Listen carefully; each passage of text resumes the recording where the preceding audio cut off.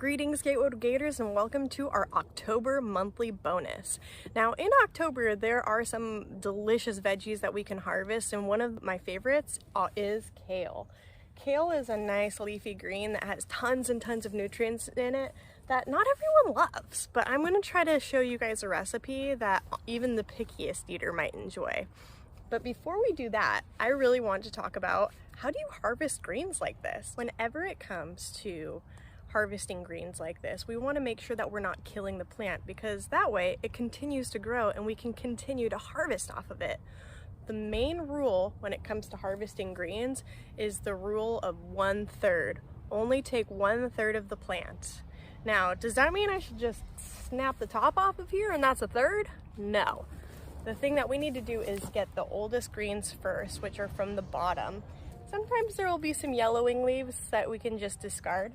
But aside from that, there's some beautiful, lush greens. So I'm going to take about 1/3 of these and call it good. Ooh, look at this beautiful kale. Clearly it's going to need a little washing, but ooh, it's going to be delicious. Hey Gatewood Gators, we are in my kitchen now with this beautiful bowl of kale that we're going to be turning into kale chips. But before we do anything, it is important to wash your hands, and if you have longer hair, if you have enough hair to be able to tie up or pull back, either get a bandana or better yet, tie it up, because I don't know about you guys. I don't know if anyone's ever had hair in their food, but it is not tasty.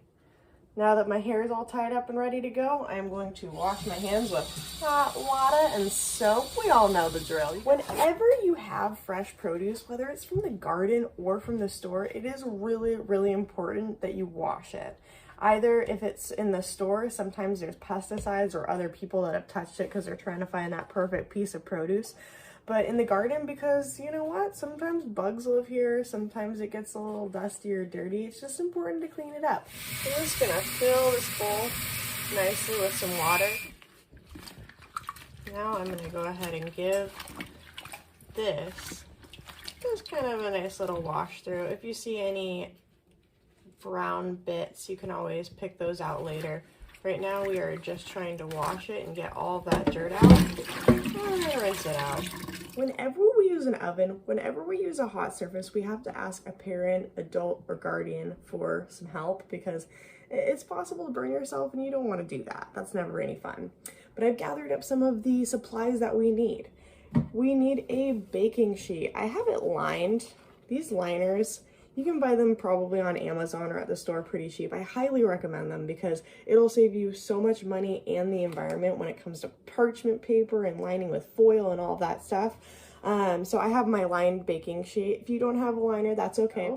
I have a little bit of olive oil. If you don't have olive oil at home, if you have canola, vegetable, sunflower, you can use whatever oil, let's be real. Coconut oil, as long as you've melted it down, that works too. Or if you want to be really lazy about it, which sometimes I do, just using a cooking oil spray.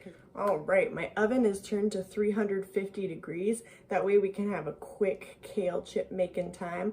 But it's important to pay attention to this cooking process because sometimes kale chips can burn because they have very thin, nice fine edges. So just keep it in our ice peels throughout this process. But how we're going to be processing this kale is we're just gonna rip it.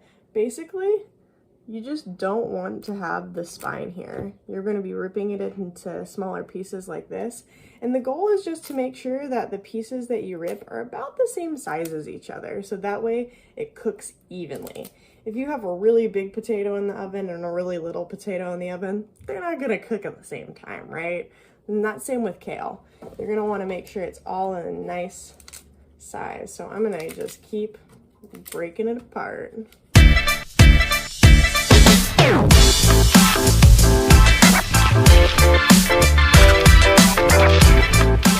All of my extra stems that I used that I am not going to be eating, I am going to be putting into my compost.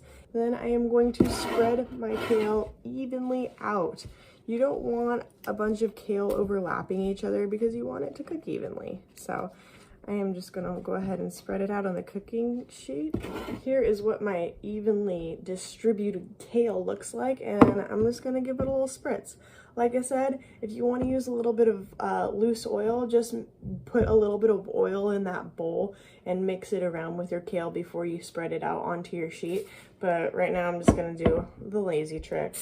A little spritz, just making sure it's very lightly spread apart. And just a little sprinkle of salt. And it's easier to spread apart when it's on a baking sheet to make that even distribution. It's ready to go, guys. If you wanted to add pepper, if you're liking a little spice, maybe a little curry powder, that can be really delicious. I sometimes like to put a little garlic powder into mine too. Have at it. My oven is already preheated to 350 degrees, and I'm gonna pop it in. It's been about 5 minutes in my oven, and the kale's already showing off its beautiful green. I'm starting to see it's beginning to crisp up just a little bit, but I'm just gonna give it a little shuffle and put it in for another 5 minutes. We want that kale to have slightly brown edges, but not be burnt. After a total of about 15 minutes, I'm starting to see just a slight browning on the edges of my kale, and when I touch them, ooh, do you hear that? Nice and crispy. So I'm gonna get these out of the oven and let them cool off. All right, it is my moment of truth. Let's see how our kale chips turned out. All right, I don't need these, they're chips. All right, let's try them out. Super crispy, super light, super delicious. And most importantly, they're nutritious. They're from the garden, and you're doing something great for your body.